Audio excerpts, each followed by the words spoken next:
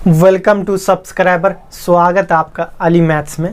दोस्तों आज की इस क्लास में हम लोग बात करेंगे class 10th mathematics NCERT chapter 4 quadratic equation मतलब द्विघातीय समीकरण। द्विघातीय समीकरण में एक्सरसाइज 4.3 प्रश्नावली 4.3 का क्वेश्चन नंबर 1 का तीसरा सवाल सॉल्व करने वाले। लेकिन इससे पिछले की क्लास में 1 का पहला और दूसरा सवाल सॉल्व किया गया है, जो कि डिस्क्रिप्शन में लिंक है या ऊपर आई बटन लिंक है, आप जाके देख सकते हैं। आइए आज की क्लास में हम लोग क्वेश्चन नंबर 3 सॉल्व करेंगे। 1 का 3, यदि द्विघात समीकरण के मूल का अस्तित्व हो, द्विघात समीकरण के मूल का अस्तित्व हो तो पूर्ण वर्ग विधि से हल करें।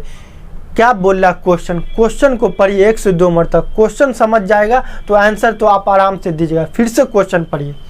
यदि द्विघात समीकरण के मूल का अस्तित्व हो सर ये क्या होता है ये समझा दीजिए। अस्तित्व हो तो आगे होगा तब क्या बोला, पूर्ण वर्ग विधि से हल करना। और उसके बाद पूर्ण वर्ग विधि भी समझेंगे, पहले अस्तित्व समझते। मतलब यदि द्विघात समीकरण का मूल निकलेगा तब उसे पूर्ण वर्ग विधि से हल करें। अब बोले पूर्ण वर्ग विधि क्या है सर ये बता दीजिए। आज से पिछले के क्लास में हम लोगों ने पूर्ण वर्ग विधि क्या होता है अब पूर्ण वर्ग विधि से फॉर्मूला प्रूव करना सीखे। नहीं देखे तो डिस्क्रिप्शन में लिंक है या ऊपर आई बटन लिंक है, आप जाके देख सकते हैं। अब अस्तित्व कब होगा और कब नहीं होगा, इसके लिए आपको 3 बात हमेशा याद रखना है। क्या बात? 3 बात हमेशा आपको याद ही होना चाहिए। यदि d बराबर 0 होगा तो मूल अस्तित्व होगा, मतलब मूल निकलेगा। यदि d बड़ा 0 से, d जो बड़ा होगा 0 से तब मूल अस्तित्व होगा। अब आप लोग बोलिएगा सर d क्या है? d को बोलेंगे विवेचक। क्या बोलेंगे? d को विवेचक। और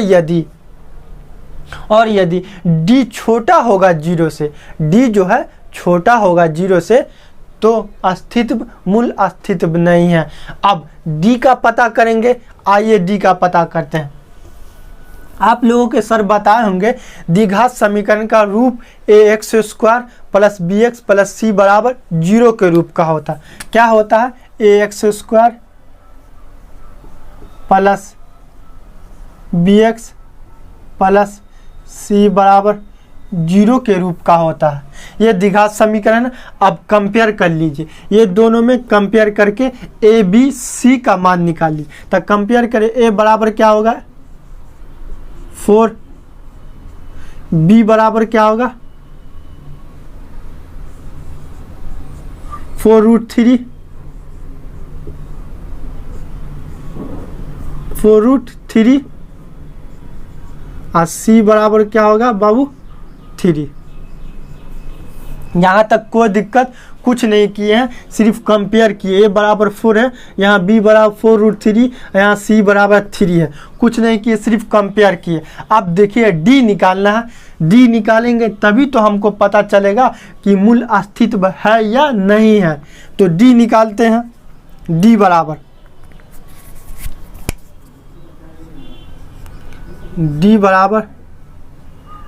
√√b² माइनस 4ac। ये आपका स्टैंडर्ड फॉर्मूला है। विवेचक का क्या है? ये विवेचक का स्टैंडर्ड फॉर्मूला। ये हमेशा आपको याद ही होना चाहिए, याद रख लीजिएगा, क्योंकि हर एक सवाल में द्विघात समीकरण में ये काम आने वाला है। तो d, अब d का मान निकालिए।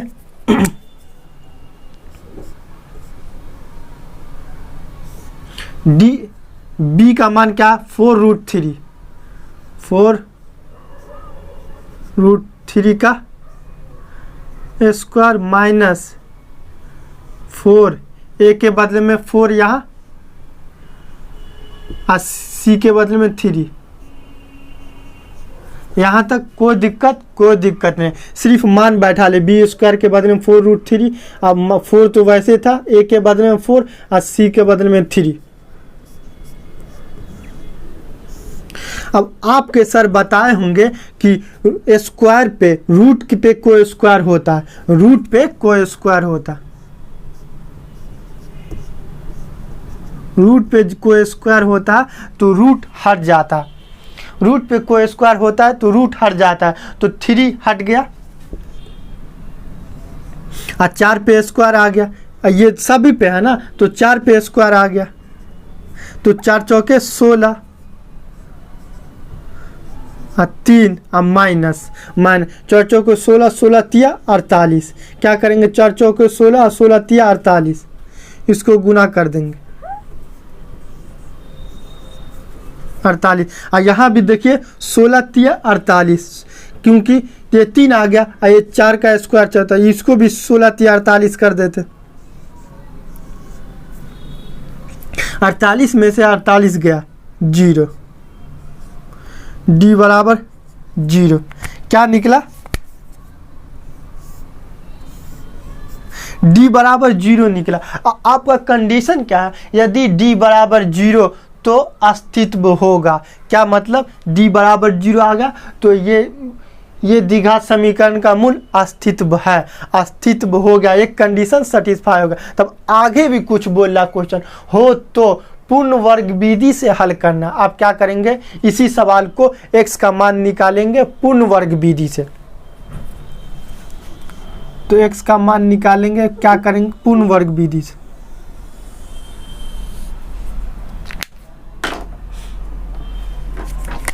सवाल 4x स्क्वायर 4 रूट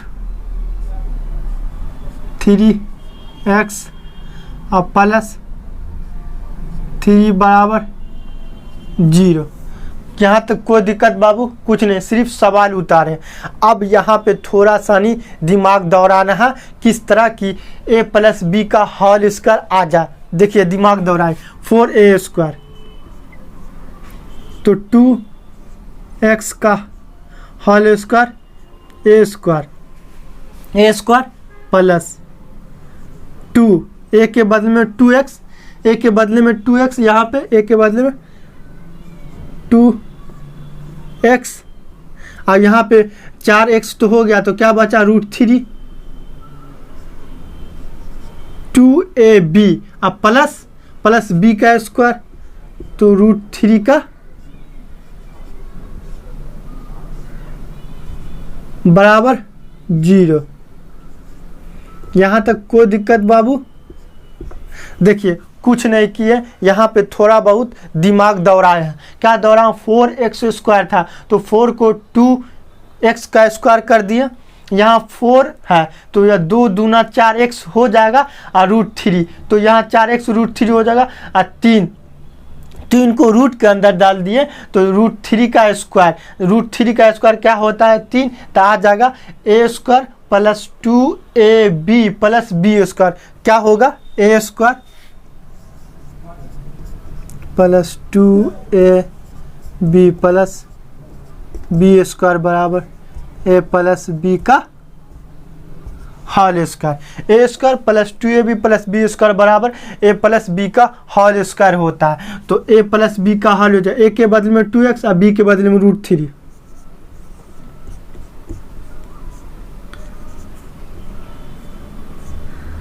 √3 का स्क्वायर बराबर 0। यहाँ तक कोई दिक्कत हुआ बाबू लोग? यहाँ तक कोई दिक्कत नहीं हुआ, क्योंकि सिर्फ इसको फार्मूला पे बैठा ले, उसका plus 2ab plus b square बराबर a प्लस b का होल स्क्वायर। अब देखिए ये 2 है तो एक काम करिए 2 जगह लिख दीजिए, 2x प्लस √3 और 2x प्लस √3 बराबर 0, √3 बराबर 0। देखिए बाबू a का स्क्वायर है, इसका मतलब a गुने a होता है, a का स्क्वायर इसका मतलब a गुने, तो इतना का स्क्वायर इसका मतलब इतना गुने इतना। जी, अब दोनों को बराबर 0 करके x का मान निकाल लीजिए, 2x प्लस √3 बराबर 0, इसमें भी 2x प्लस √3 बराबर 0। इसको सॉल्व करिए, इसको सॉल्व करिए तो प्लस √3 है, उस पर जाएगा तो क्या होगा -√3, 2x माइनस √3। अब देखिए इधर जो है गुना में 2 है, गुना में 2 है तो उस पर जाएगा तो क्या होगा डिवाइड हो जाएगा, उस पर जाएगा तो क्या होगा डिवाइड हो जाएगा। इसीलिए x बराबर -√3/2, इसीलिए x बराबर -√3/2। ये आपका एक मान हो गया, एक मान हो गया। सेम इसी तरह जब इसको सॉल्व करिएगा तो x बराबर क्या आ जाएगा -√3/2। ये भी सेम मान आएगा, ये भी सेम मान आ जाएगा। देखिए x बराबर -√3/2, ये भी सेम माना गया x बराबर -√3/2। इस तरह हम लोग पूर्ण वर्ग विधि से सॉल्व करके बता सकते हैं। आपके एग्जाम में आ जाएगा तो 5 नंबर आएगा, 100% आ जाएगा ये सवाल। आप सेम टू सेम छाप के आ जाएगा, 5 नंबर फिक्स आएगा ही आएगा। यही आपका क्या हो गया आंसर। इस तरह हम लोग सॉल्व कर सकते हैं। दोस्तों यह वीडियो कैसा लगा कमेंट में हमें बताइए। अगर आप मेरे चैनल पे नए हैं तो प्लीज़ सब्सक्राइब करके बेल आइकन घंटी दबा दें ताकि हमारी नई वीडियो का नोटिफिकेशन सबसे पहले आप तक पहुंच सके।